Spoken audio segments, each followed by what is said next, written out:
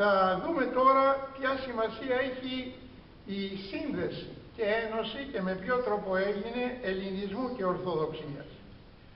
Πραγματική τομή λοιπόν στην παγκόσμια ιστορία υπήρξε η συνάντηση του χριστιανισμού, της νέας δυνάμεως που έμελε να μορφώσει καθολικά τον κόσμο, και του ελληνισμού στην οικουμενική ελληνιστική εξάπλωση και διαμόρφωσή του.